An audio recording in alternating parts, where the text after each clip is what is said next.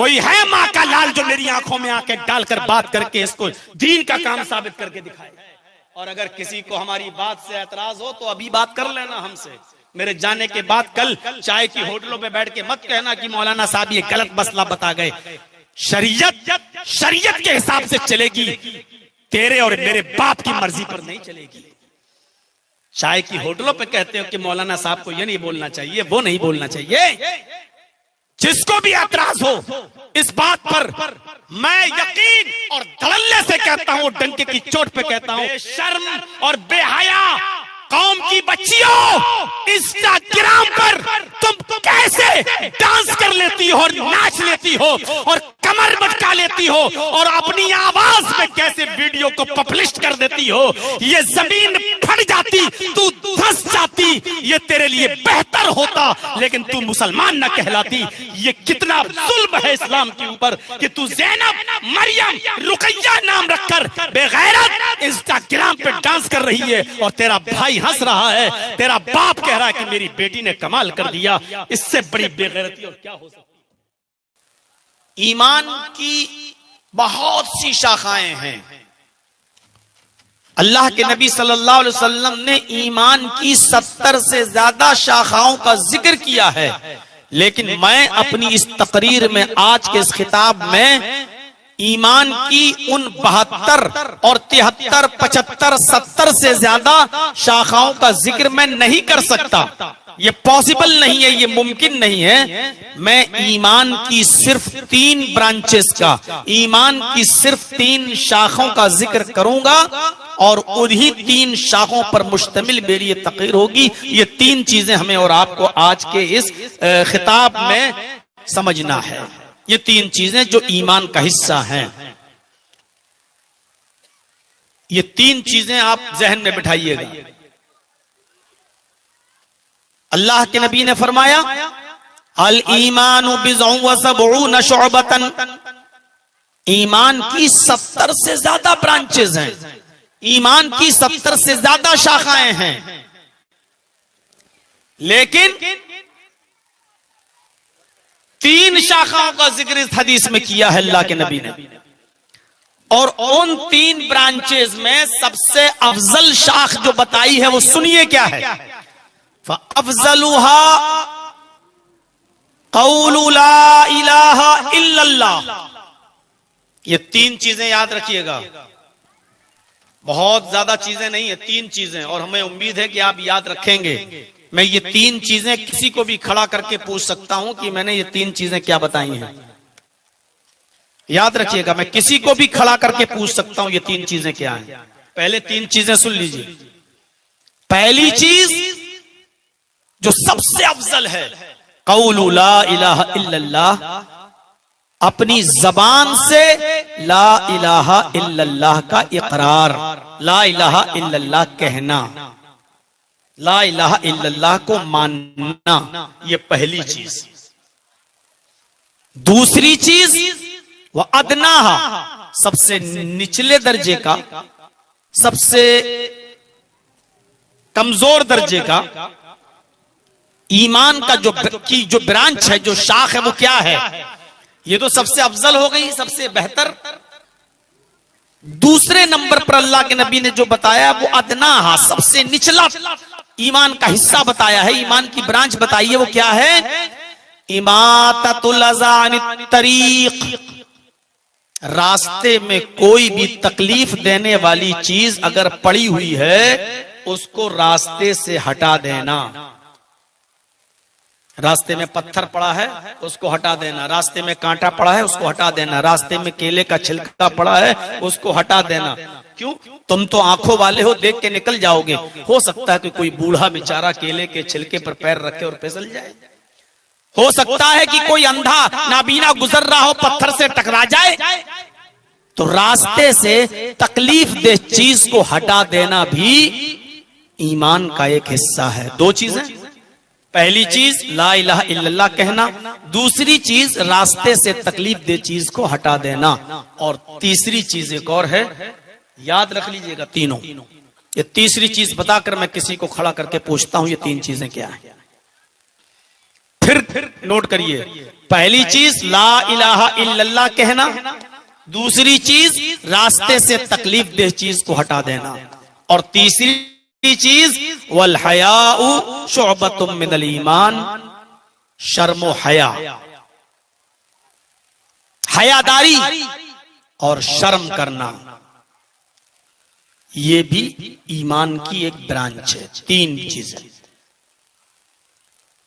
पहली चीज पर आता हूं, थोड़ा सा वक्त लगेगा पहली चीज को समझाने में, थोड़ा सा वक्त लगेगा दूसरी चीज को भी समझाने में, और थोड़ा वक्त लगेगा मुझे तीसरी चीज को भी समझाने में। अब सुकून के साथ बैठिए। पहली चीज बताई गई ला इलाहा इल्लल्लाह कहना, और उसको दिल से तस्लीम करना। कहना तो आसान है, लेकिन दिल से तस्लीम करना मुश्किल है, और कहने में कुछ नहीं लगता। ला इलाहा इल्लल्लाह लीजिए, किसी को भी खड़ा करके कहलवाऊं, सब मुसलमान बैठे हैं अभी, सब एक, किसी को भी खड़ा करके कहूं ला इलाहा इल्लल्लाह, कहो फौरन कह देगा ला इलाहा इल्लल्लाह। जितना ये जबान पर आसान है, अल्लाह की कसम इसको और इस कलमे के तकाजे को पूरा करना, उसको दिल से तस्लीम करना, उस पर अमल करना, और इस कलमे के मर्द के तकाजे के मुताबिक अपनी जिंदगी को ढालना उतना ही मुश्किल है। जितना जबान पर आसान है ला इलाहा इल्लल्लाह, लेकिन हकीकत यह है कि यही वो कलमा है जो इंसान को जन्नती बनाता है, और यही वो कलमा है कि जिसके न पढ़ने पर इंसान जहन्नमी होगा। जो चीजें हमें जन्नत में ले जाएंगी, उन चीजों में पहली चीज अल्लाह के नबी ने यही बताई है, मन क़ाला ला इलाहा इल्लल्लाहु दखलल जन्नह, जिसने कहा ला इलाहा इल्लल्लाह वो जन्नत के अंदर दाखिल होगा।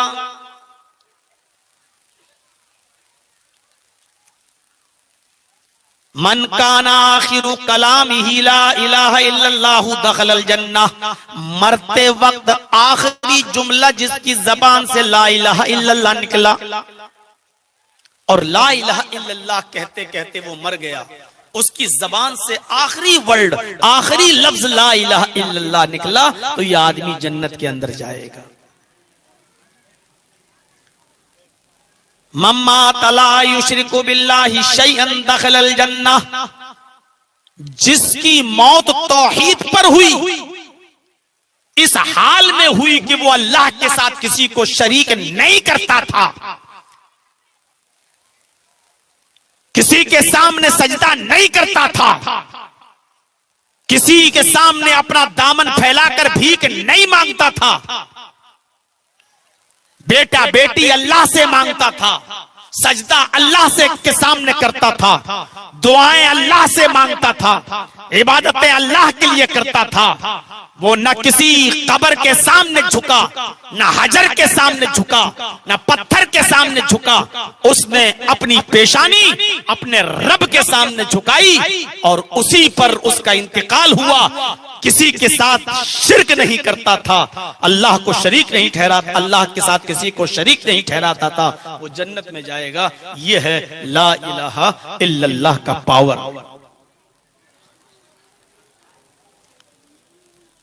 ये कलमा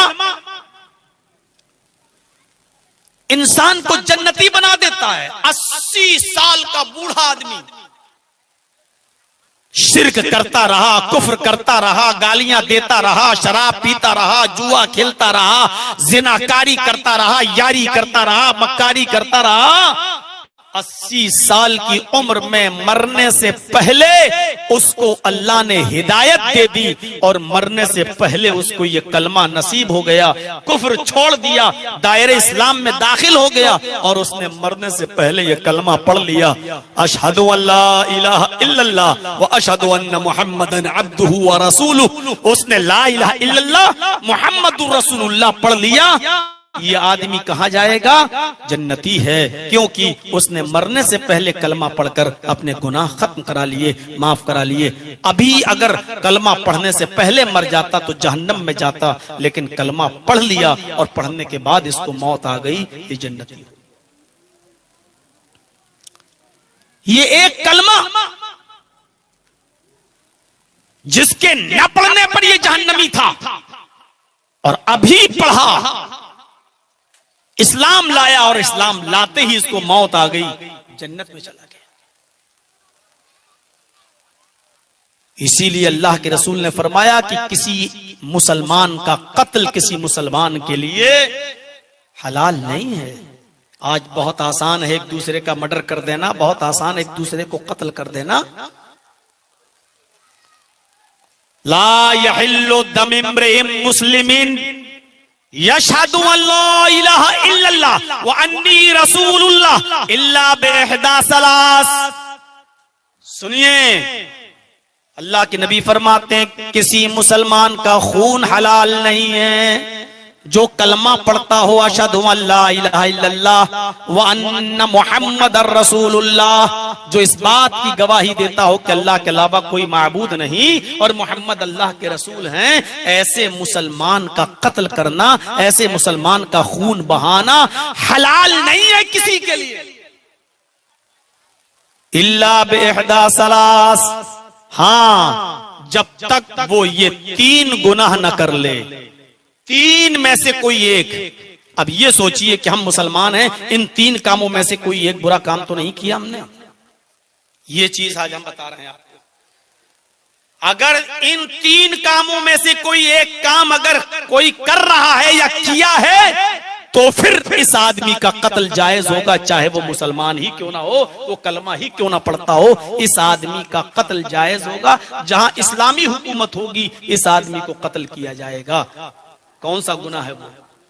सुनिए, अस्सय्यिबुज़्ज़ानी, पहला शख्स शादीशुदा मर्द जो जिना करता है। कुंवारे लोग ये ना सोचे हम बच गए, जिसकी शादी नहीं हुई वो ये ना सोचे कि हम बच गए, हमें कत्ल का हुक्म नहीं है। हाँ, कत्ल का हुक्म तो नहीं है कुंवारों के लिए, लेकिन कुंवारा अगर शादीशुदा नहीं है, कुंवारा है, शादी नहीं हुई है, अगर वो जिना करता है, लड़का हो या लड़की, तो उसकी सजा 100 कोड़े है, वो भी चमड़े का कोड़ा, चमड़े का कोड़ा, और वो भी उसकी पीठ से कुर्ता उतार कर, पंजाबी उतार कर उसकी पीठ पे मारा जाएगा। किसकी पीठ पर? कुंवारा लड़का हो या कुंवारी लड़की। मौलाना जर्जी साहब, कितनों को मारोगे? यहां तो हर गांव में ऐसे लोग मिल जाएंगे। मुझे इस बात की जानकारी है, 26 साल से जलसे कर रहा हूं, 26 साल से बिहार में, झारखंड में, बंगाल में, और जलसों में भी लड़के और लड़कियां पकड़े गए, खेतों में लड़कियां बहाना करके आई, हम जलसे में जा रहे हैं। लड़कों के लिए तो 100 खून माफ है, और जलसा कोई नहीं सुन रहा है। सब मौलाना जर्जीज की तकरीर हुई, सब स्टेज पे बैठ गए, ये कमीने वहां पहले ही से मोबाइल थे, खेत में पकड़े गए।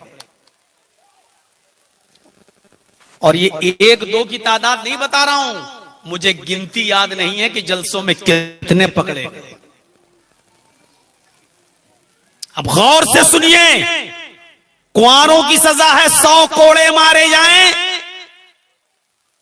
लड़का हो या लड़की, और 100 कोड़े खाने के बाद भी अगर वो जिंदा रह जाए तो फिर उसको 1 साल के लिए अपने शहर से दूर किसी दूसरे शहर में 1 साल के लिए उसको जिला वतन करना पड़ेगा, ताकि उसको देखकर लोग जिना को याद ना करें। इसलिए उसको अपने शहर से दूसरे शहर में भेजना भी पड़ेगा और अपने शहर से उसको निकालना पड़ेगा।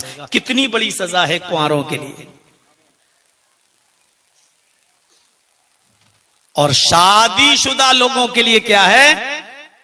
तेरे पास तो साधन था, तेरे पास तो जरिया था ख्वाहिश को मिटाने का, अपने दिल में लगी हुई आग को बुझाने का रास्ता था तेरे पास, बीवी थी तेरे पास, लेकिन इसके बावजूद तूने जिना किया, इसलिए तुझे जिंदा रहने का हक नहीं है। इस्लाम में शादीशुदा आदमी की सजा यह है कि उसको पत्थरों से दौड़ा दौड़ा कर उस वक्त तक मारा जाएगा जब तक कि वो मर न जाए, उसकी रूह न निकल जाए। उसको दौड़ा दौड़ा कर पत्थरों से मारा जाएगा। और अगर कोई शादीशुदा औरत है, अगर उससे जिना हो जाए तो उसको दौड़ा कर नहीं मारा जाएगा, उसको सीने के बराबर जमीन में गाड़ कर उसके सर पर पत्थर मार के उसको खत्म किया जाएगा। मर्द और औरत की सजा में इतना फर्क है। मर्द को दौड़ा दौड़ा के मारा जाएगा, औरत को सीने के बराबर गाड़ के मारा जाएगा। हमसे आप ज्यादा बेहतर जानते हैं। आप अपने समाज में उन लोगों को भी जानते होंगे जो शादीशुदा होकर जिना कर रहे हैं, और उनको भी जानते होंगे जो कुंवारे हैं और जिनके एक दूसरों के साथ चक्कर चल रहे हैं, लफड़े चल रहे हैं। आप हमसे बेहतर जानते होंगे। आप कुरान और हदीस सुनने आए हैं, इसलिए मैंने हकीकत की नकाब कुशाई आपके सामने कर दी है। पहली चीज अस्सय्यबुज़्ज़ानी, अगर कोई मुसलमान है, कलमा गो है, लेकिन शादीशुदा है और जिनाकार है, तो जहां इस्लामी हुकूमत होगी वहां उसको कत्ल कर दिया जाएगा।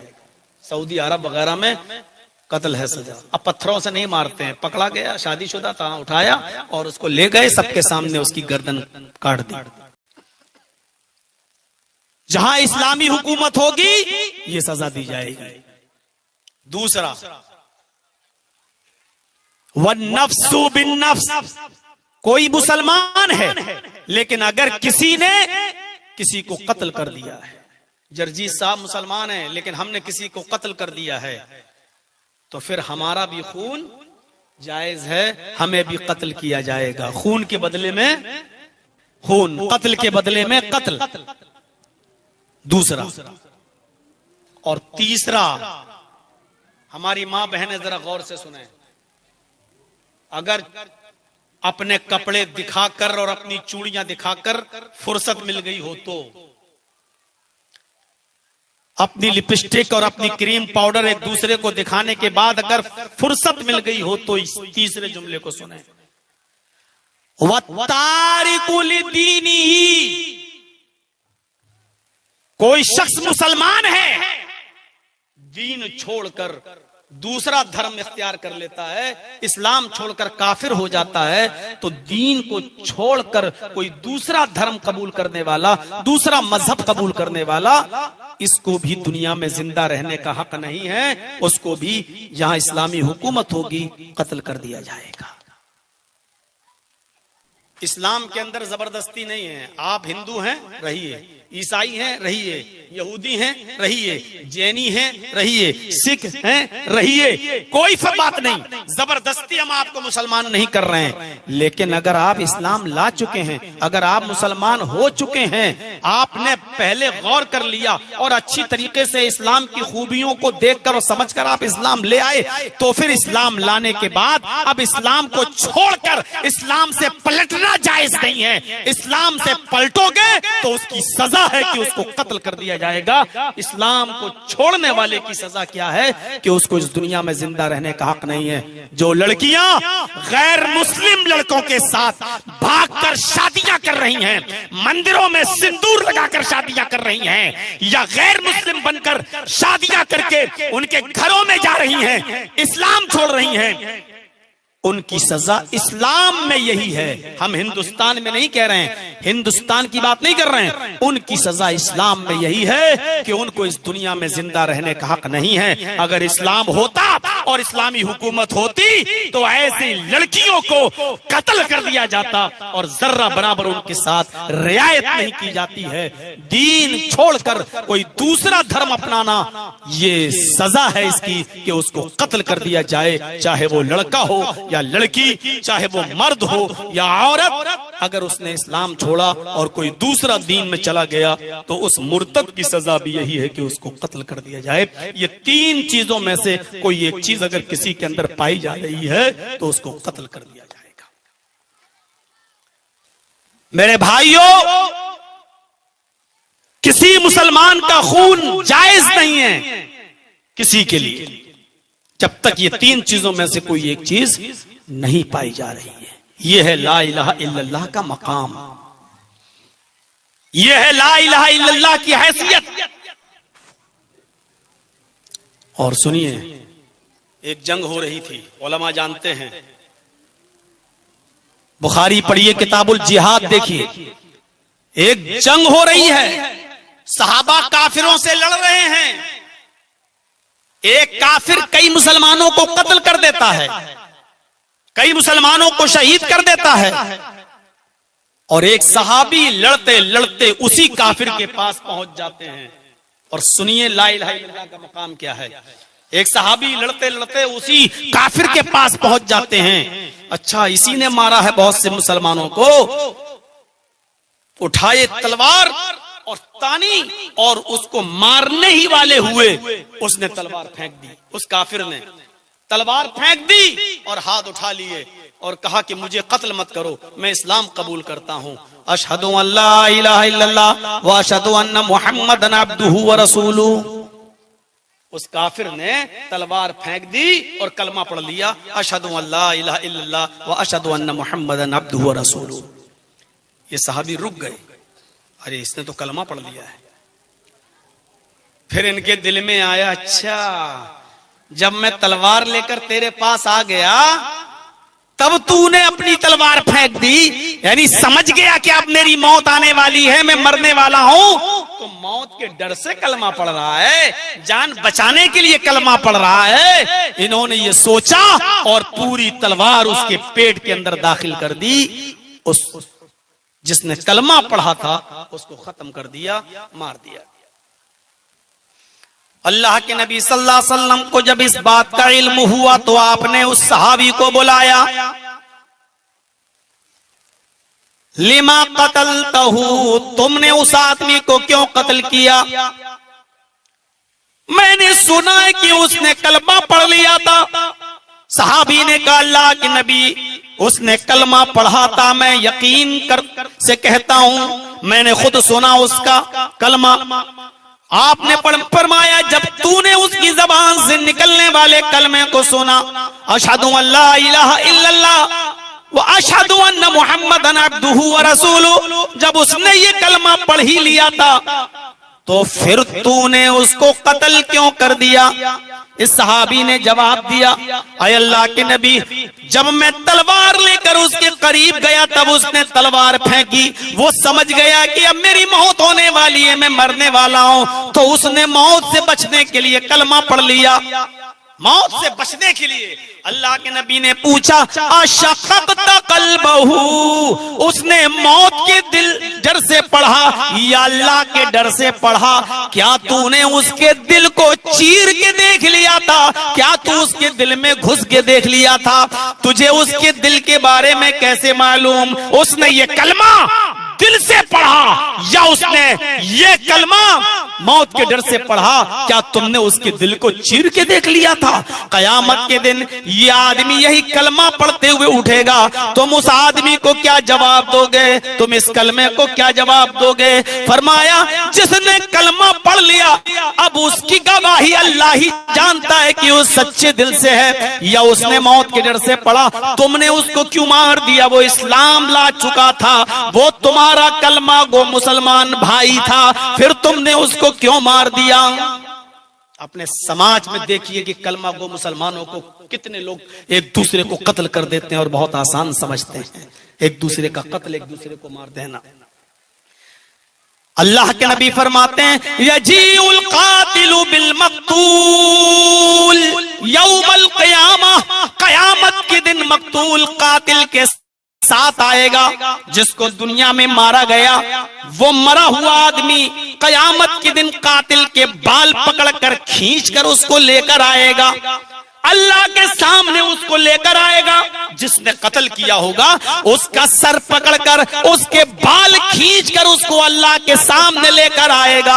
मुतअल्लिकुम बिरासिही, उसके बाल को पकड़कर खींचकर उसको लेकर आएगा, उसके सर को पकड़कर अल्लाह के सामने उसको पेश कर देगा कयामत के दिन। और फिर अल्लाह से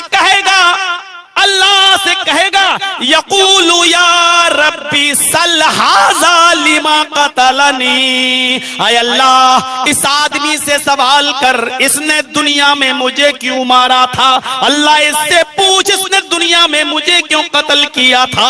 अल्लाह इससे सवाल कर, इसने दुनिया में मुझे क्यों मारा था। मुझे तो नहीं मालूम, इसने मेरी बीवी को बेवा क्यों किया था, इसने मेरे बच्चों को यतीम क्यों किया था। आय अल्लाह इससे पूछ, इसने दुनिया में मुझे क्यों मारा था। क्या अंजाम होगा उस कातिल का जो दुनिया में बड़ी आसानी के साथ अपनी नाक ऊंची रखने के लिए थोड़ी थोड़ी सी बात पर एक दूसरे का मर्डर कर देता है, एक दूसरे को कत्ल कर देता है, और वो भी कलमा को मुसलमान का। ला इलाहा इल्लल्लाह इंसान को जन्नती बना देता है, और जिस चाहे न पढ़ने वाले को जहन्नमी बना देता है। आपको मालूम है एक 12 साल का बच्चा यहूदी का, 12 साल का बच्चा यहूदी का अल्लाह के रसूल की खिदमत करता था, वो इस्लाम लाना चाहता था, अपने बाप से कहता था कि मैं अल्लाह के रसूल की खिदमत करता हूं, अल्लाह के नबी की बातें मुझे बहुत अच्छी लगती हैं, मैं इस्लाम ले आऊं। उसका बाप उसको ऐसे देखता था, बताऊंगा भी तुझे। वो अपने बाप के डर से वो 12 साल का बच्चा मुसलमान नहीं हो सका, इस्लाम नहीं ला सका। बुखारी की रिवायत, वो बच्चा बीमार हो गया, आखिरी मरजुल मौत में मुब्तला हो गया। अल्लाह के नबी जनाबे मोहम्मद रसूलुल्लाह को पता चला कि वो बच्चा बीमार है, तो आप उस बच्चे की आयादत करने के लिए घर पहुंचे। और देखो काफिर बच्चा, यहूदी बच्चा, गैर मुस्लिम बच्चा, लेकिन आप उस बीमार की भी आयादत करने के लिए पहुंचे। इस्लाम ये नहीं देखता कि कौन हिंदू है, कौन मुसलमान है, कौन सिख है, कौन ईसाई है। अगर आपके आसपास ताल्लुकात के लोग हैं, किसी भी धर्म के मानने वाले हो, बीमार हो जाएं तो आप उनको देखने जा सकते हैं।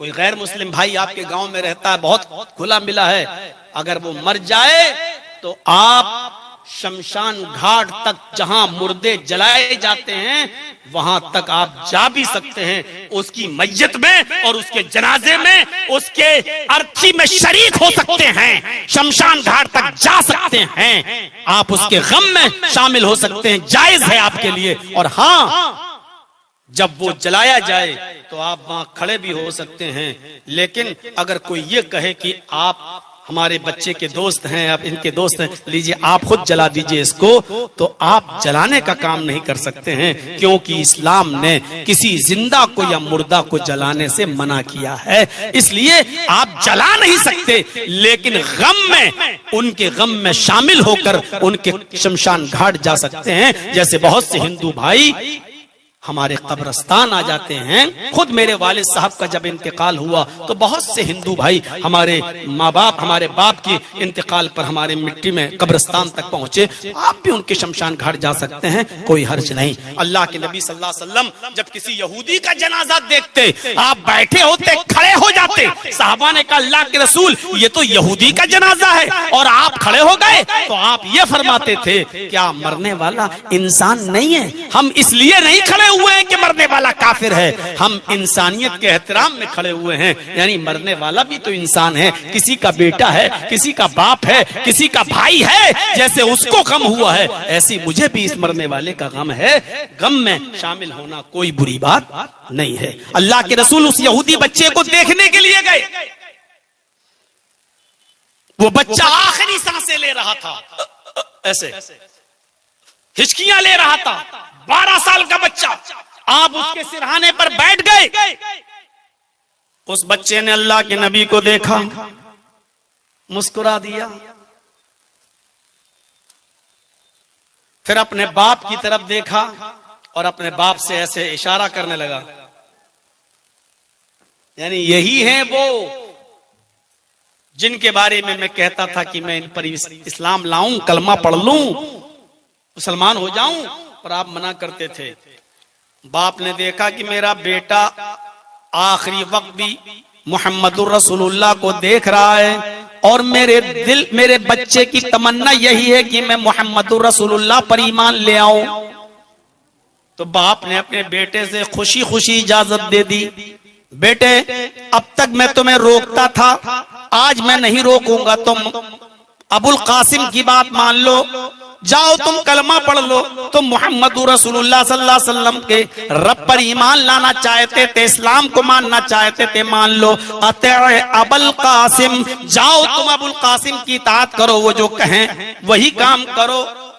बच्चा खुश हो गया कि मेरे बाप ने इजाजत दे दी और उस 12 साल के बच्चे ने कलमा पढ़ा, अशहदु अल्ला इलाहा इल्लल्लाह व अशहदु अन्ना मुहम्मदन अब्दुहु व रसूलुहु। नौजवानों सुनो, जैसे उस बच्चे ने ये कलमा पढ़ा, अशहदु अल्ला इलाहा इल्लल्लाह व अशहदु अन्ना मुहम्मदन अब्दुहु व रसूलुहु, उस वक्त नबी का हाथ उस बच्चे के हाथ में था और उस बच्चे ने ये कलमा पढ़ते ही दम तोड़ दिया, उसकी सांस उखड़ गई, उसका इंतकाल हो जाता, उस बच्चे की रूह निकल जाती है।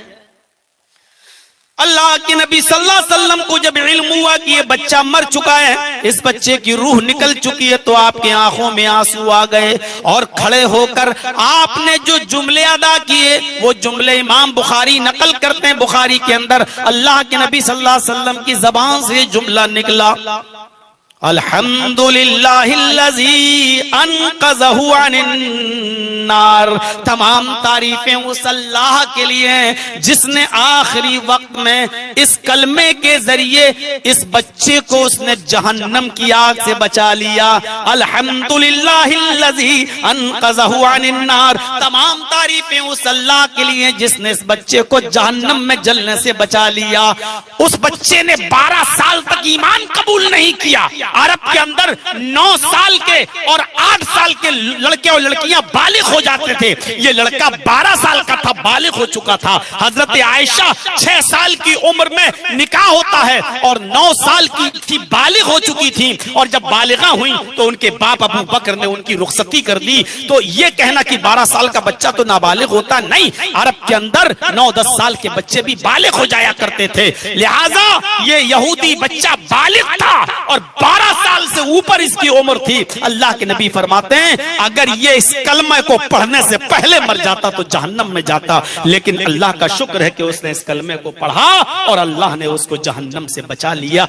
एक नमाज नहीं पढ़ी, एक रोजा नहीं रखा, एक भी इबादत नहीं की और कलमा पढ़ते ही इंतकाल हो गया। कहां गया? जन्नत में। मेरे भाइयों, अंदाजा लगा रहे हैं ये कलमा कितना अहमियत रखता है? ईमान का सबसे बड़ा दर्जा है ला इलाहा इल्लल्लाह, सबसे अफजल दर्जे का ईमान है। इस कलमे को उसके तकाज़ों के साथ पढ़ना और पूरा करना, उसके मुतालबात को। अच्छा, इस बच्चे ने तो एक भी नमाज नहीं पढ़ी और कहां गया? जन्नत में। अब इसके बरअक्स एक दूसरा वाकया सुनाता हूं जो बिल्कुल इसके उल्टा है। अबू तालिब का नाम सुने हैं? सब सुने होंगे। कौन थे? मोहम्मद रसूलुल्लाह सल्लल्लाहु अलैहि वसल्लम के चचा। नबी की कितनी खिदमत की सब जानते हैं।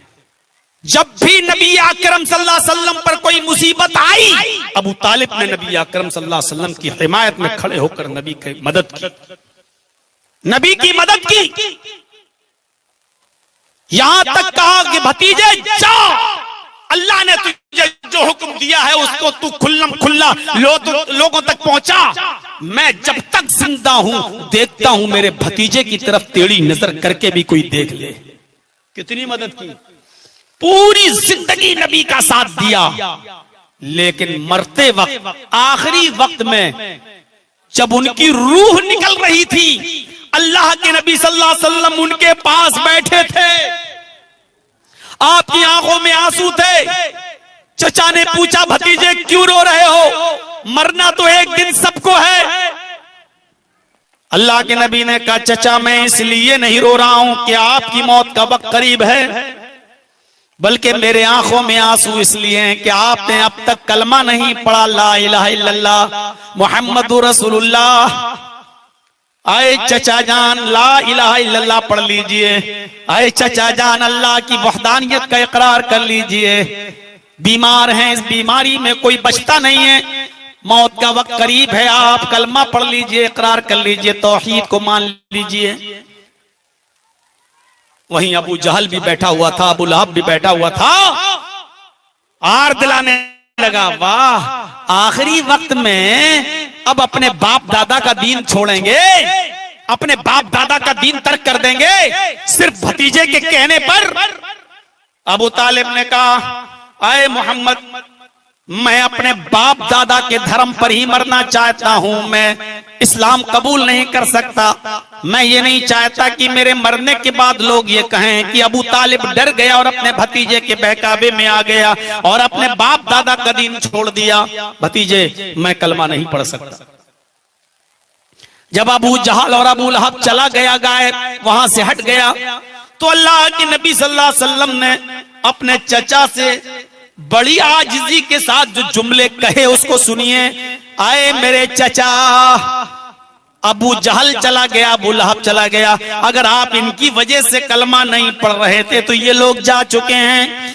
हाँ, मैंने सुना दीवारों के भी कान होते हैं, हाँ हो सकता है ये लोग कहीं सुन रहे हो। आए चचा जान, आपको जोर से पढ़ने की जरूरत नहीं।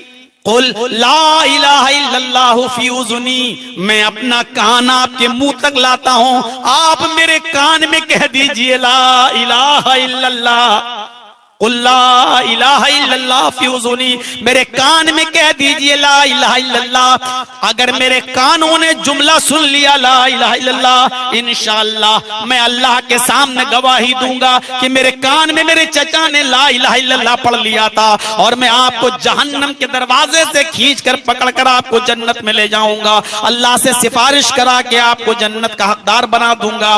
आप मेरे कान में कह दीजिए, अगर आपको जोर से कहने में शर्म आ रही है तो मत कहिए, कान में कह दीजिए। अबू तालिब ने कहा, नहीं, आए मेरे भतीजे, मैं फैसला कर चुका हूं कि मैं ला इलाहा इल्लल्लाह कहूंगा ही नहीं, मैं उसी धर्म पर, उसी दीन पर मरना चाहता हूं जो मेरे बाप दादा का दीन था। और अबू तालिब बगैर कलमा पढ़े हुए मर गया। इस दुनिया से जब रुखसत हो गया तो अल्लाह के नबी सल्लल्लाहु अलैहि वसल्लम की आंखों में आंसू आ गए। मेरा चचा हालत कुफ्र में मर गया। एक दिन अल्लाह की नबी दुआ करने लगे, अल्लाह मेरा चचा हालत कुफ्र में मरा जरूर है, लेकिन जिंदगी भर वो मेरी खिदमत करता रहा, मेरी सेवा करता रहा, मुझे दुश्मनों से बचाता रहा, मेरा ताउन करता रहा, मेरी हेल्प करता रहा, मुझे कोऑपरेट करता रहा। आय अल्लाह मेरे चचा को बख्श दे, आय अल्लाह मेरे चचा की मगफिरत फरमा दे। ऊपर से अल्लाह रब्बुल आलमीन का फरमान नाजिल होता, जिब्रील आ जाते हैं ये हुक्म लेकर, क्या है मोहम्मद 70 मर्तबा भी अगर तुम अपने चचा के लिए, अबू तालिब के लिए दुआए मगफिरत करोगे तभी अल्लाह कबूल नहीं करेगा। तेरा चचा हालत कुफ्र में मरा है, वो भी जहन्नम के अंदर जाएगा। तेरे चचा ने आखिरी वक्त भी कलमा नहीं पढ़ा ला इलाहा इल्लल्लाह, वो जहन्नम में जाएगा। सारी अच्छाइयां थी अबू तालिब में, लेकिन मरने से पहले कलमा नहीं पढ़ सका। कहां गया? जहन्नम में। वो 12 साल का बच्चा एक भी वक्त की नमाज नहीं पढ़ा, कहां गया?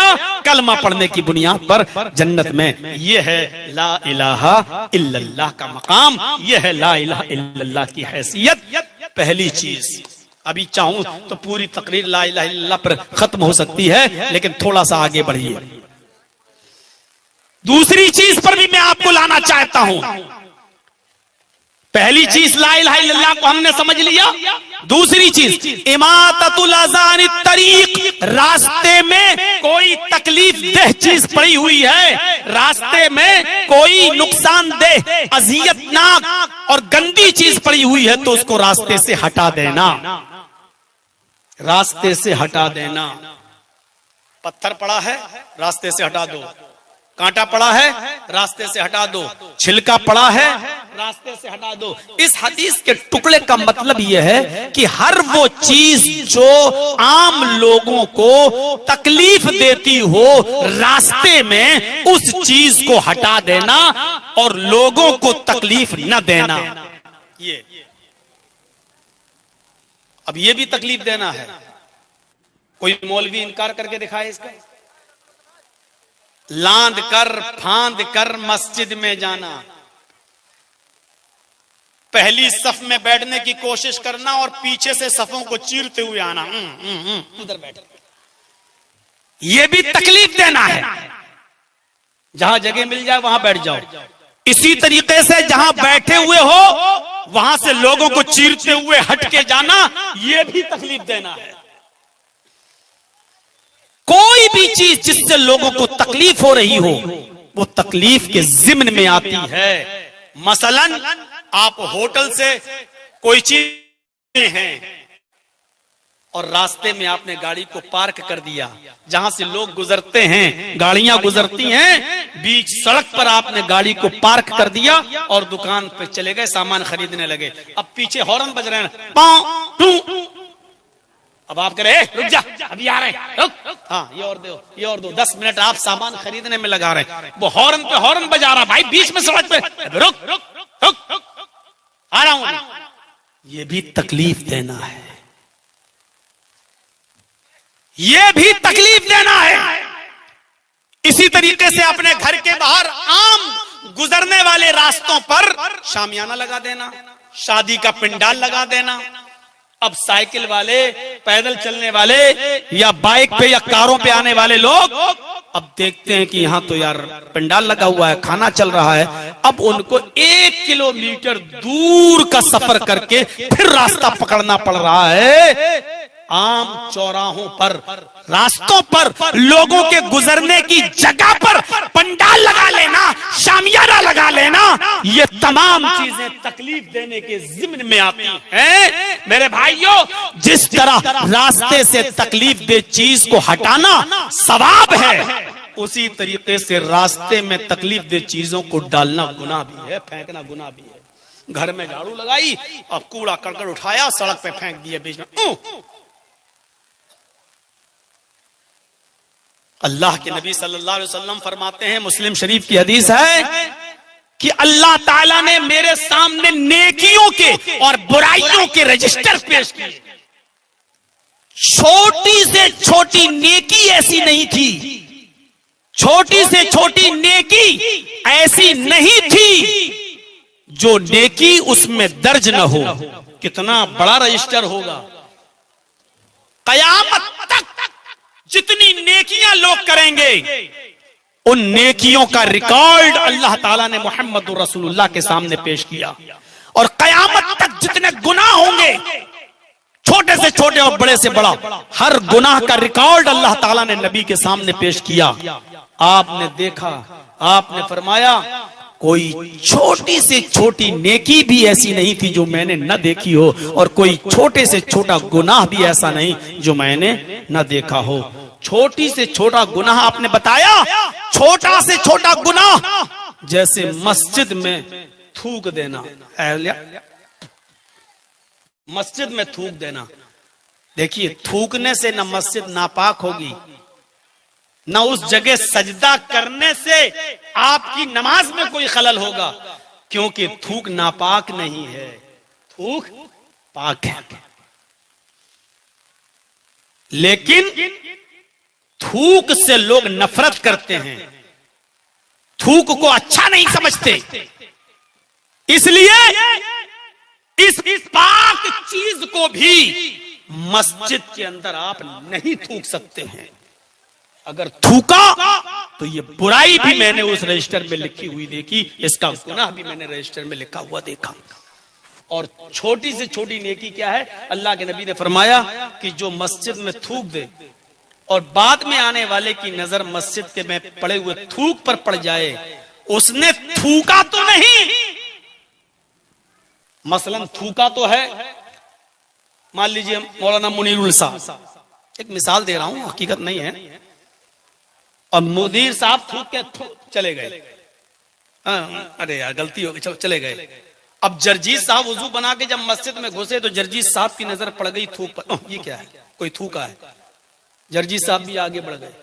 जरजीत साहब ने थूका तो नहीं है, लेकिन थूक देखने के बाद उसको साफ नहीं किया, पानी नहीं डाला, उसको पोछा नहीं, इसलिए जर्जी साहब भी गुनाहगार होंगे। थूकने वाला तो गुनाहगार होगा ही, लेकिन मस्जिद के अंदर थूक देखकर जर्जी साहब ने भी उसको दफन नहीं किया, उसको साफ नहीं किया, तो जर्जी साहब भी गुनाहगार होंगे। ये छोटा गुनाह भी उस रजिस्टर में लिखा हुआ था।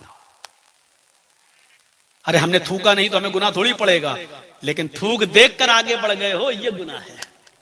क्योंकि मस्जिद की सफाई अब तुम्हारे ऊपर जरूरी है।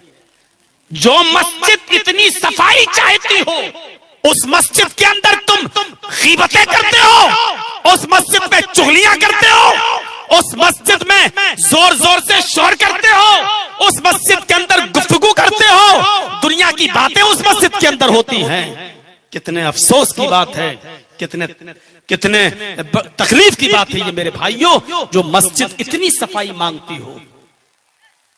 ये भी मैंने लिखा हुआ देखा।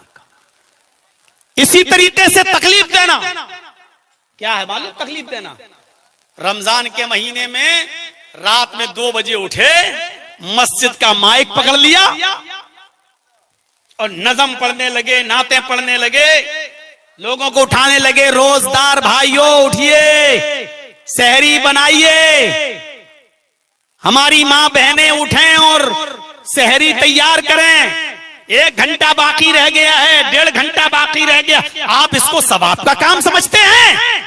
गुनाह का काम है ये, गुनाह का। कोई है मां का लाल जो मेरी आंखों में आंखें डालकर बात करके इसको दीन का काम साबित करके दिखाए? सब रोजेदारों को उठाना गलत है क्या? पूरी जिंदगी में कभी फजर की नमाज के लिए तू किसी को उठाया है? वो फर्ज नमाज, उसके लिए तूने कभी जिंदगी में उठाया? लोगों, फजर की नमाज के लिए उठिए, नहीं उठाया। रमजान के लिए तू उठाएगा? सब रोजेदारों को उठा रहे हैं। रोजेदारों की जिम्मेदारी है, वो खुद उठेंगे। जिन पर रोजा फर्ज है वो खुद उठेंगे। अलार्म लगाएं, उठें, जो भी करें उठें। आपकी जिम्मेदारी नहीं है उठाना, क्योंकि रोजा सब पर फर्ज नहीं है। आप रोजेदारों को उठा रहे हैं।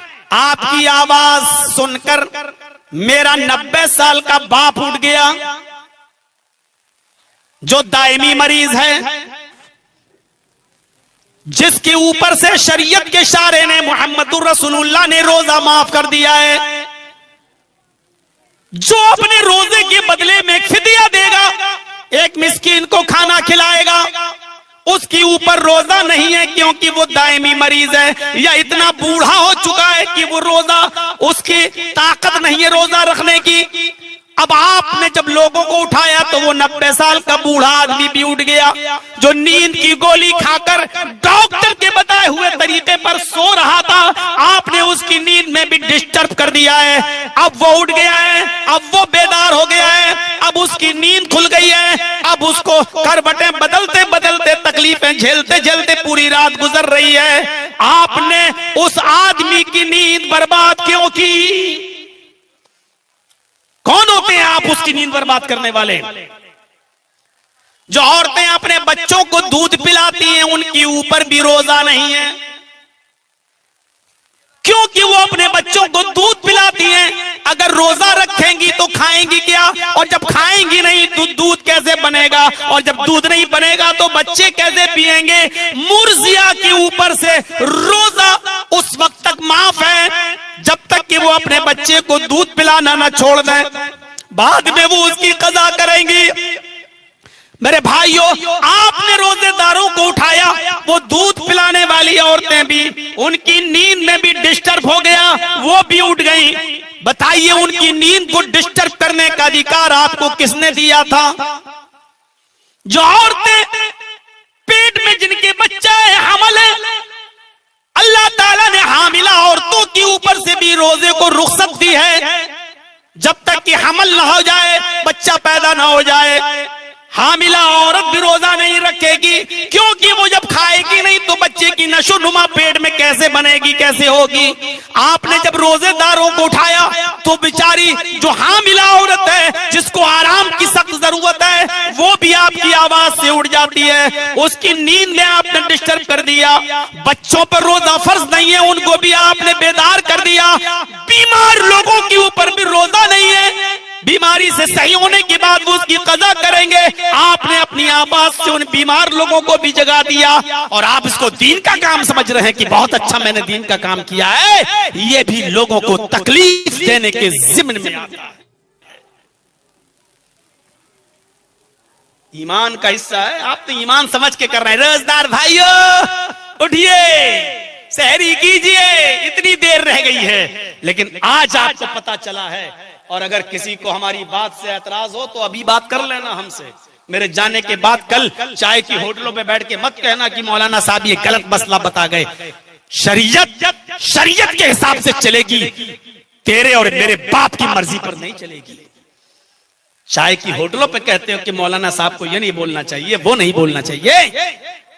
जिसको भी एतराज हो इस बात पर, मैं यकीन और धड़ल्ले से कहता हूं, डंके की चोट पे कहता हूं, रात को माइक पकड़कर रोजे के लिए उठाना भी गुनाह है। रोजेदारों को उठाना और सहरी के लिए जगाना भी गलत है, नाजायज है। आप उसमें उन लोगों की नींदें खराब कर रहे हैं जिनके ऊपर रोजा नहीं है।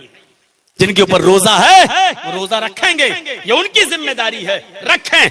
तुम्हारा बाप का नौकर है कोई तुम्हें उठाएगा? और रोजा जर्जीज पर फर्ज है, अब जर्जीज को उठाने के लिए नौकर और चाहिए। मस्जिद में बुलाने वाला, पुकारने वाला अगर वो भी कहे कि मेरी भी नींद कच्ची है, हमें भी कोई उठाए, तो ऐसे तो हर कोई एक दूसरे के लिए अपनी जिम्मेदारी सौंप देगा कि तुम हमें उठाओ। ये कोई तरकीब हुई? ये सब चीजें मेरे भाई जो जायज नहीं है, इसलिए इमाततुल आज़ा में ये चीज भी शामिल है। लोगों को तकलीफ दे चीजों से बचाना चाहिए।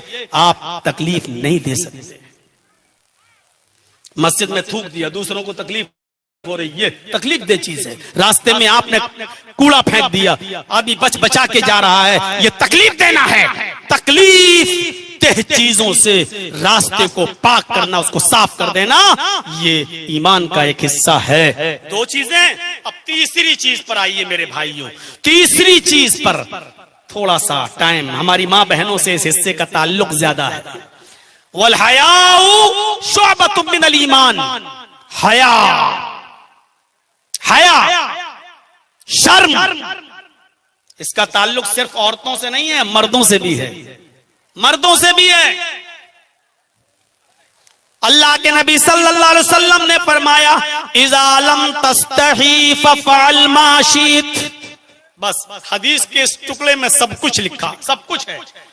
इज़ा लम तस्तही फस्ना मा शीत और फफ़अल मा शीत, दोनों रिवायतें। किसी के अंदर से निकाल ली जाए, जब किसी के अंदर से शर्म निकाल ली जाए, जब किसी के अंदर से हया निकाल ली जाए, जब किसी के अंदर से शर्म निकाल ली जाए, फफ़अल मा शीत, तो जो तेरे दिल में आए वो कर। क्या बात कही अल्लाह के रसूल ने। जब तेरे अंदर से शर्म निकल गई तो फिर अब कुछ नहीं बाकी बचा, अब तो तेरे दिल में जो आएगा वो तू करेगा। और देख लीजिए, देख लीजिए, जिन लोगों ने शर्म हया का जनाजा निकाला, आज हर किस्म का काम। कल तक हमारी माँ, हमारी बहन, हमारी बेटी नंगा सर नहीं फिरती थी, नंगे सर नहीं फिरती थी, सगा भाई और सगी बहन अकेले नहीं बैठती थी कल तक। और आज टीवी, सीरियल, फिल्म कुछ भी चल रही है, बोसो किनार, चूमा चाटी के सीन, किस, सब कुछ हो रहा है सरेआम। बाप भी वहीं बैठा है, भाई भी वहीं बैठा है, भी वहीं बैठा है, सब लोग वहीं बैठे हैं। न बाप को माँ, न बाप को बेटी से शर्म आ रही है, न बेटी को भाई से शर्म आ रही है, न माँ को बेटे से शर्म आ रही है। इज़ा लम तस्तही फफ़अल मा शित, जब तेरे अंदर से शर्म निकल जाएगी तो तेरे दिल में जो आएगा वो तू करेगा और करेगी, कोई परवाह नहीं होगी। ये हो रहा है आज, ये हो रहा है आज। हजरत मुहम्मदुर रसूलुल्लाह सल्लल्लाहु अलैहि वसल्लम घर में बैठे हुए हैं, लेटे हुए हैं। अबू बकर आए, हजरत आयशा ने दरवाजा खोला, अबू बकर नबी के पास बैठ गए। थोड़ी देर के बाद उमर आए, अबू बकर ने दरवाजा खोला, उमर भी नबी के पास आकर बैठ गए। थोड़ी देर के बाद उस्मान आए, दरवाजा खटखटाया, उमर ने पूछा कौन? अंदर से बाहर से आवाज आई उस्मान। अल्लाह के नबी ने कहा उस्मान है? रुक जाओ रुक जाओ रुक जाओ, अभी उनको अंदर ना बुलाओ। आप लेटे थे, बैठ गए, अपनी लुंगी सीधी की, आपने उसको नीचे तक, लुंगी को नीचे तक समेट लिया, ऐसे करके नीचे तक, और बैठ गए। और चूंकि आप खुली हुई लुंगी पहनते थे, हम लोग तो गोल कर लेते हैं, बीच से सिल लेते हैं, वो खुली हुई लुंगी उस जमाने में चलती थी, तो इस लुंगी का हिस्सा इस लुंगी पर ऐसे डाल लिया और पैर फैला लिए और बिल्कुल कपड़ा चारों तरफ लुंगी अपने पैरों तक पहुंचा दिया। और उसके बाद जब बैठ गए, उठ गए, लेटे थे बैठ गए, आपने उसके बाद बुलाया। तीनों लोग गुफ्तगू करके जब चले गए तो हजरत आयशा ने कहा अल्लाह के नबी, मेरे बाप आए तो आप लेटे रहे, उमर आए तो आप लेटे रहे, और जब उस्मान आए तो आपने उनको अंदर आने की इजाजत नहीं दी। आप पहले बैठ गए, आपने अपनी लुंगी को संभाल लिया, पैर अच्छी तरीके से छिपा लिए, लुंगी का यह किनारा इस हिस्से पर डाल लिया और संभल कर बैठ गए। ऐसा क्यों? उस्मान में ऐसा क्या था? अल्लाह के नबी फरमाते हैं कि आयशा तुम नहीं जान कौन सी हस्ती है, उस्मान वो शख्सियत है, उस्मान वो हस्ती है, जब ये घर से बाहर निकलती है तो आसमान के फरिश्ते भी उस्मान से हया करते हैं, आसमान के फरिश्ते भी उस्मान से शर्माते हैं, आसमान के फरिश्ते भी उस्मान से हया करते हैं। जब फरिश्ते उस्मान से शर्माते हैं तो मैं उस्मान से हया क्यों ना करूं? हया करना मर्द का भी काम है, बेशर्मी और बेहयाई फैलाना मेरे भाइयों ये न मर्द को सेवा देता है न औरत को सेवा देता है। अल्लाह के रसूल ने कहा कि उस्मान वो हस्ती है कि जिसको देखकर आसमान के फरिश्ते भी हया करते हैं, तो मैं क्यों ना हया करूं? हाँ, औरतों के ऊपर यह जिम्मेदारी ज्यादा आयद होती है, औरतों में शर्म ज्यादा होनी चाहिए और औरतों में शर्म हया ज्यादा रखी भी गई है। बाज अतिब्बा ने कहा है, हम हदीस तो नहीं कहेंगे इसको, बाज हुक्मा ने, अतिब्बा ने, हुक्मा ने कहा है कि औरत के अंदर मर्द की बनिस्बत 7 गुना ज्यादा शर्म होती है। कितनी? 7 गुना। अब आप अंदाजा लगाइए, औरत के अंदर मर्द की बनिस्बत 7 गुना ज्यादा शर्म होती है। ये हुक्मा ने कहा, तिब्बा ने कहा है। अब आप अंदाजा लगाइए, जब मर्द से 7 गुना ज्यादा औरत के अंदर शर्म है, तब उसकी बेशर्मी का ये हाल है, तब उसकी बेशर्मी का ये हाल है कि जलसों में भी आए तो मोबाइल पर बात करके आए कि हम फला जगह मिलेंगे। और अभी सर्दियां आ रही हैं ना थोड़ी दिनों के बाद, तब देखिएगा लिहाफ के अंदर से और कंबल में मुंह छिपाकर व्हाट्सएप पर चैटिंग होगी पूरी पूरी रात, आई लव यू और 2 और 4 सब चलेगा पूरी पूरी रात। अम्मा समझ रही होगी मेरी बेटी सो रही है, सो नहीं रही है, तेरी बेटी गुलछर्रे उड़ा रही है। ये 7 गुना ज्यादा शर्म हया है, तब यह हाल है। जलसों में भी देख लो, मेलों में भी देख लो, उसका कपड़ा घुटने से भी ऊपर, स्कर्ट यहां तक पहुंच चुका है, उसकी रान तक। ये उस औरत का हाल है जिसके अंदर मर्द से 7 गुना ज्यादा शर्म है। अगर मर्द के बराबर शर्म होती तो हमें लगता है ये नंगी होती।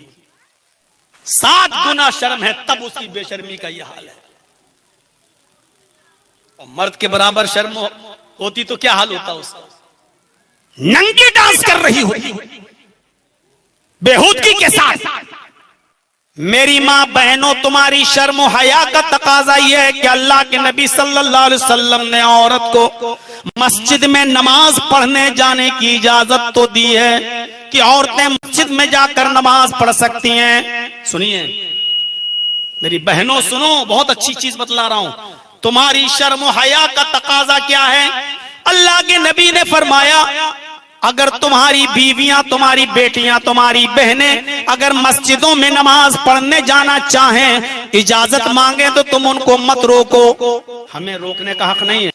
मस्जिदों में औरत नमाज पढ़ने इजाजत है, भी नहीं है। औरत पर मस्जिद में नमाज पढ़ने जाना फर्ज नहीं है। इजाजत है कि औरत मस्जिद में जा सकती है। अगर कोई जाना चाहे और हमारी बीवी हमसे इजाजत मांगे तो हमें रोकने का हक नहीं है। नहीं जा सकती, नहीं, हमें रोकने का अधिकार नहीं। जाना चाहे तो जा सकती है, इजाजत है। लेकिन इसके बावजूद अल्लाह के नबी क्या कह रहे हैं? और तो तुम मस्जिद में नमाज के लिए जाना चाहो तो जा सकती हो। मर्दों से कहा जा रहा है कि तुम्हें रोकने का अधिकार नहीं। लेकिन इसके बाद भी आपने फरमाया कि औरत का घर में नमाज पढ़ना मस्जिद में नमाज पढ़ने से ज्यादा अफजल है। औरत का घर में नमाज पढ़ना मस्जिद में नमाज पढ़ने से ज्यादा अफजल है। घर के बरामदे में नमाज पढ़ना खुले सहन में नमाज पढ़ने से ज्यादा अफजल है।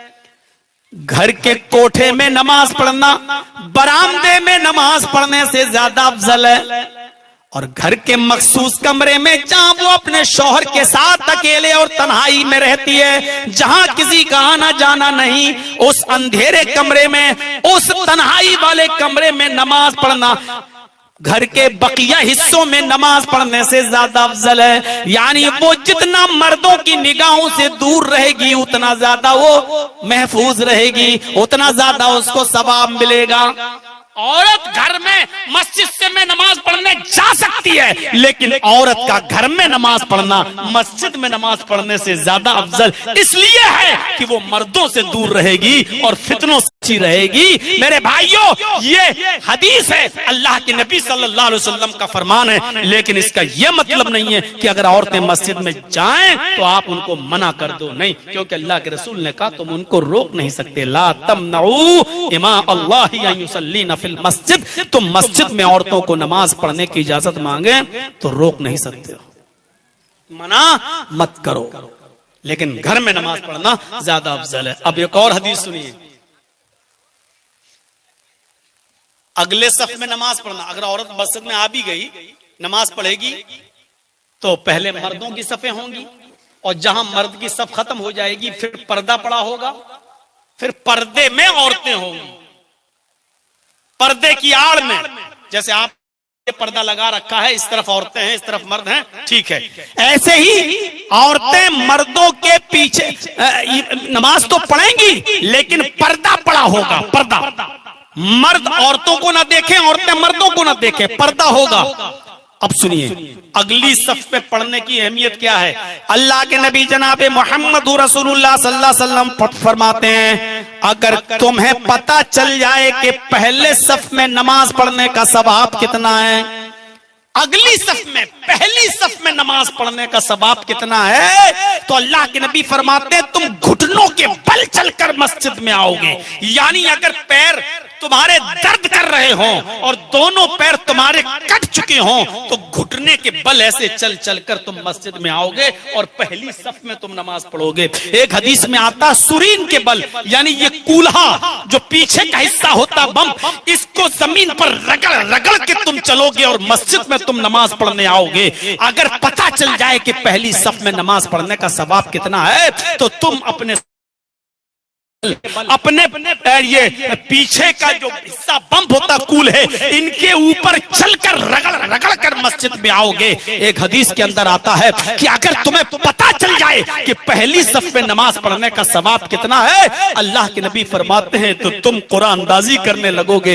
यानी अगली सफ में नमाज पढ़ने के लिए पर्चियां डाली जाएंगी कि पहले देखो किसका नाम निकला है, जिसका नाम निकलेगा वो आगे की सफ में जाएगा, कुरानदाजी की नौबत आ जाएगी। एक हदीस में आता है अगर पता चल जाए कि आगे सफ में नमाज पढ़ने का सवाब कितना है तो तुम लोग एक दूसरे पर तलवारें निकाल लोगे, यानी लड़ने लगोगे। अगली सफ में जाने के लिए तुम एक दूसरे की कत्ल की नौबत आ जाएगी कि हम इसको कत्ल कर दें लेकिन आगे चले जाएं। अब इससे अंदाजा लग सकता है कि पहली सफ में नमाज पढ़ने का सवाब कितना ज्यादा है।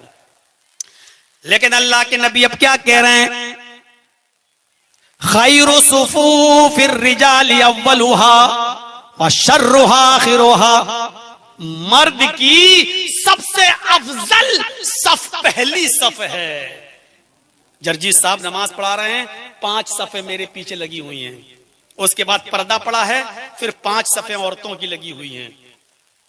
अब देखिए हदीस क्या कह रही है, मर्दों की सबसे अफजल सफ सबसे आगे वाली सफ है, यानी जर्जी साहब के नमाज पढ़ा रहे हैं, उनके पीछे जो सफ है वो अव्वल पहली सफ है।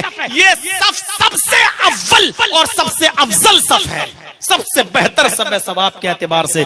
वह शर्रुहा आखिरुहा, और 5 सफ़े जो लगी हुई हैं, जो 5वीं है आखिरी, वो सबसे बेकार सफ है सवाब के एतबार से, यानी सबसे कम सवाब मिलेगा सबसे पिछली सफ में नमाज पढ़ने पर, और सबसे बेहतर और सबसे ज्यादा सवाब मिलेगा अगली सफ में नमाज पढ़ने पर। इसके बाद आपने फरमाया व खैरु सुफूफिन निसाई आखिरुहा, लेकिन औरतों की सबसे अव्वल और अफजल सवाब के एतबार से सबसे बेहतर सफ वो है जो सबसे पीछे है, यानी मर्दों की 5 सफ़ें, फिर पर्दा, फिर 5 सफ़ें औरतों की 5वीं सफ जो सबसे पीछे वाली है वो सबसे बेहतर है सवाब के एतबार से। वह शर्रुहा अव्वलुहा, और औरतों की पहली सफ सबसे बुरी सफ है सवाब के एतबार से, यानी औरत जितना आगे नमाज पढ़ेगी उतना कम सवाब मिलेगा, और जितना पीछे रहेगी उतना ज्यादा सवाब मिलेगा। ये अल्लाह के रसूल की हदीस है। आप अंदाजा लगा सकते हैं औरतों को मर्दों से कितना दूर कर दिया जा रहा है।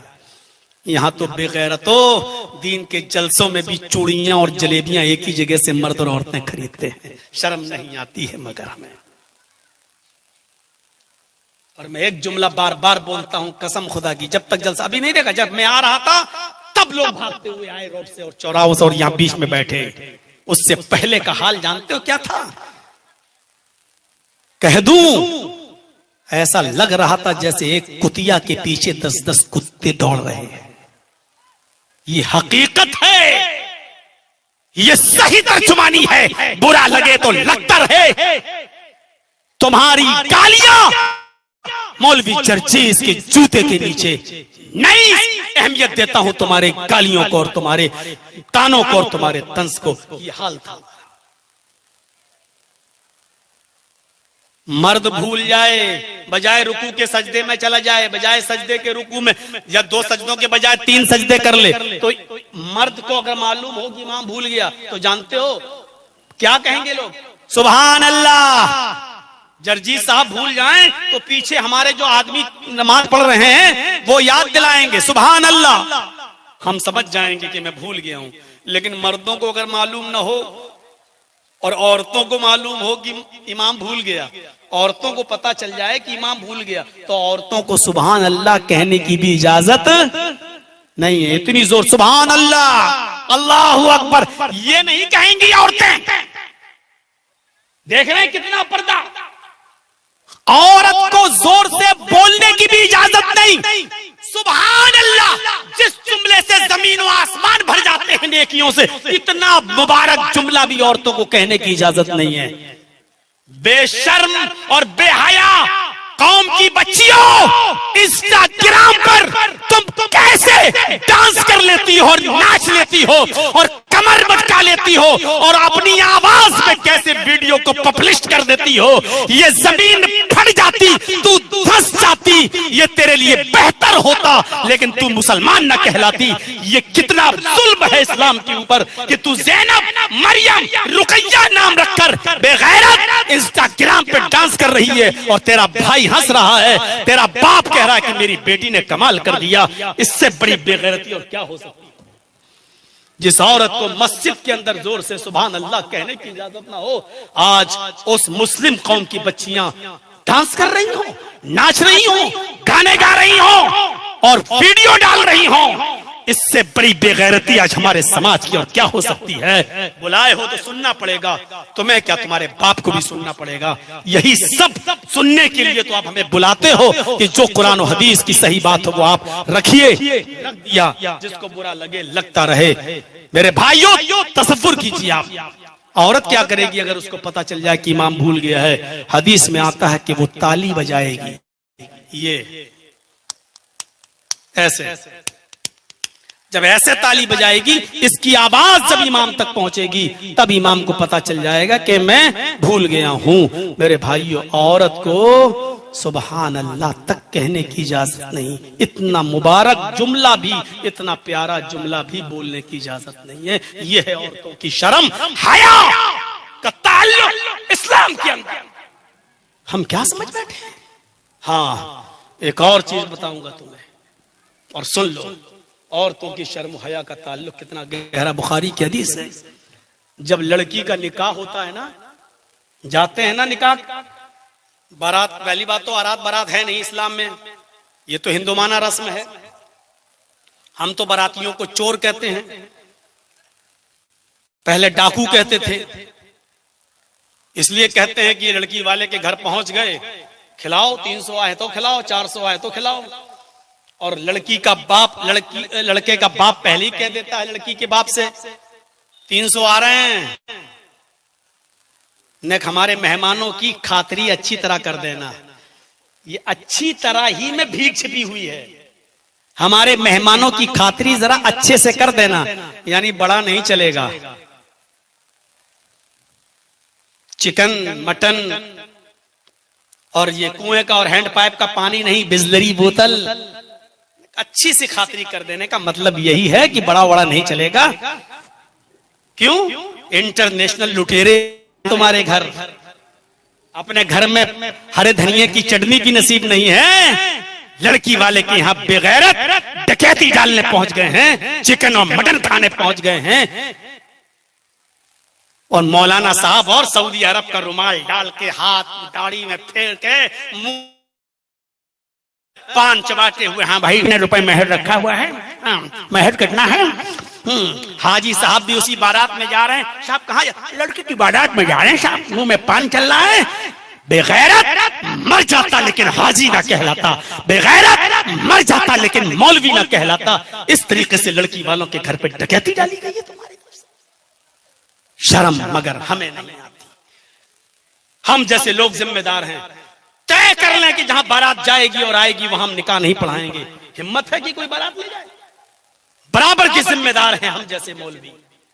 हम जैसे मौलवियों की वजह से ये निकाहों में न बारात रुक रही है, न जहेज रुक रहा है, न इसकी डिमांड रुक रही है। तय कर लें, मौलाना जर्जी जैसे लोग, जो लड़की वाला अपने दामाद को बाइक देगा, 4 व्हीलर देगा, हम वहां निकाह पढ़ाने नहीं जाएंगे। ये तय कर लें, फिर देखें हम किससे निकाह पढ़वाओगे, कहां जाओगे निकाह पढ़वाने के लिए। लेकिन इसके लिए मस्जिद की कमेटी बन सकती है, मदरसे की कमेटी बन सकती है। इन गरीब लड़कियों की शादी के लिए मौलवियों की एक कमेटी नहीं बन सकती है, क्योंकि मौलाना जर्जीस को अपने बेटे की शादी में कल खुद बाइक लेना है, कल खुद मोटरसाइकिल लेना है? हमें खुद ये सारी चीजें चाहिए। इसलिए मैं क्यों ये तरीका अपनाऊंगा? लड़की के यहां गए लोग, एक वकील गया, 2 गवाह गए। लड़की से पूछा जाता है, साहब फला फला लड़के के साथ तेरा निकाह किया जा रहा है, इतने इतने रुपए मेहर के, बस क्या तुझे निकाह कबूल है? लड़की से पूछा जाता है। अल्लाह के बंदे, वकील सिर्फ बाप बन सकता है। मोहल्ले के हाजी को बनाते हो ना, एक बुजुर्ग को देखा, साहब आप चले जाइए बेटी के पास। लड़की का वली बाप होता है, बाप नहीं है तो चचा होगा, चचा भी नहीं है तो भाई होगा। जिसको चाहा मोहल्ले में उसको वली बना दिया। नहीं, लड़की की मर्जी तो होगी, लेकिन लड़की के वली की इजाजत भी होगी कि हाँ मेरी बेटी ने इजाजत दे दी है और वो निकाह में उसको कोई एतराज नहीं है, मेरी इजाजत है कि अब आप लड़के का निकाह पढ़ाइए। जब बाप इजाजत देगा तब मौलवी निकाह पढ़ाएगा। याद रखिए, बाप की इजाजत जरूरी है। जो लड़कियां भागी हैं, कोर्ट मैरिज कर रही हैं, या दूसरे मोहल्ले में गई और वहां कोई बुढ़ा हाजी लड़की का बाप बन गया और वहां के इमाम साहब ने नमाज उसका निकाह पढ़ा दिया और वो हाजी है, चलो बेटी हम तुम्हारा बाप नहीं है तो क्या हुआ, हम तुम्हारे बाप बन जाते हैं, और वो हाजी नमाजी कोई आदमी बाप बन गया, सुन लो, एक नहीं 1 लाख भी कोई आया हो और वो बाप बनकर कहे कि मैं तेरा बाप हूं, फिर भी वो जिना रहेगा, निकाह नहीं होगा। निकाह हुआ बातिल बातिल बातिल, वो निकाह बातिल होगा, वो निकाह बातिल होगा, वो निकाह बातिल होगा। वो लड़का जब तक उस लड़की से मिलेगा निकाह के बावजूद वो जिनाकारी होगा, और जितने बच्चे पैदा होंगे वो सब हरामी और नाजायज औलादें होंगी। उनको उनके माँ बाप की विरासत से न जमीन मिलेगी, न जायदाद, न घर मिलेगा, न मकान, कोई हिस्सा नहीं होगा उनका, इसलिए कि ये निकाह ही जायज नहीं है, तो विरासत का बंटवारा भी जायज नहीं है। अरे भाइयों, किसी का बाप बन जाने से वो बाप नहीं हो जाएगा, किसी का भाई बन जाने से वो भाई नहीं होगा। तुम समझते हो कि फला बाप बन गया, हो गया निकाह, ये हराम है, हरामकारी है, नहीं चलेगा इस्लाम के अंदर ये सारी चीजें। कोर्ट मैरिज कानूनी तौर पर तो चल सकती है, लेकिन शरीयत के अंदर कोर्ट मैरिज की भी कोई हैसियत नहीं है। अगर बाप नाराज है और कोर्ट में जाकर तुमने शादी कर ली तो हिंदुस्तान की गवर्नमेंट तुम्हें शरण तो दे देगी, पुलिस तुम्हें हिफाजत तो दे देगी, लेकिन तेरे मरने के बाद जहन्नम के फरिश्तों से तुझे तेरा बाप भी नहीं बचा सकता, ये पुलिस भी नहीं बचा सकती, और तुझे जहन्नम में अजाब के फरिश्तों से कोई तुझे नहीं बचा सकता। मेरे भाइयों, ये निकाह हराम रहेगा, बाप की इजाजत जरूरी है शरीयत की लड़की के लिए। अब लड़की से जब पूछा जाएगा कि फलां के साथ तुम्हारा निकाह किया जा रहा है, तुम्हें कबूल है, तो बहुत से लड़के वकील गवाह, बोलो बेटा बोलो, जल्दी बोलो, हमें गवाही देना है, वहां मौलाना साहब पूछेंगे कि लड़की ने इजाजत दे दी कि नहीं दे दी, उससे जबरदस्ती बुलवाते हैं। अब वो कहती हाँ मुझे कबूल है, नहीं तो लड़कियां जो बैठी हो वो उससे कोहनी मारती है, बोल दे हाँ मैं कबूल है। सहेलियां, शरीयत ने लड़की को जबरदस्ती बुलवाने से रोका है, ये उसकी शर्म है, इसलिए कितनी हया है इस्लाम में। एक बार पूछो बस, तुम्हारा निकाह फला के साथ किया जा रहा है, इतने इतने रुपए मेहर के, बस बेटा क्या तुम्हें वो कबूल है? अगर वो खामोश रह जाए, आप दस्तखत कराइए उस बच्ची के और लेके आ जाइए, क्योंकि अल्लाह के रसूल ने फरमाया उस लड़की की खामोशी ही उसकी इजाजत है, मत कहलवाओ। क्यों? क्योंकि ऐसे मौके पर लड़कियां शर्म की वजह से जल्दी नहीं कह पाती कि हाँ मुझे कबूल है, तो अल्लाह के रसूल ने कहा खामोशी ही इजाजत है। अगर वो खामोश रह जाए तो समझ लो कि उसने इजाजत दे दी, और खामोशी को इजाजत मानकर चले आओ। बेगैरतो, लड़की को अल्लाह के रसूल उस जगह भी मजबूर नहीं कर रहे हैं कि तू बोल, जहां उसकी पूरी जिंदगी लड़के के लिए निभने वाली है, वहां उसको मजबूर नहीं कर रहे हैं कि वहां बोल और जबरदस्ती तू बोल। तुम कैसे मजबूर करते हो और कैसे लड़कियों को बोलने पर और मर्दों के सामने स्टेज पर आने पर मजबूर कर रहे हो? मेरे भाइयों, ये तमाम चीजें गलत हैं। ये तीसरी चीज भी मैंने आपके सामने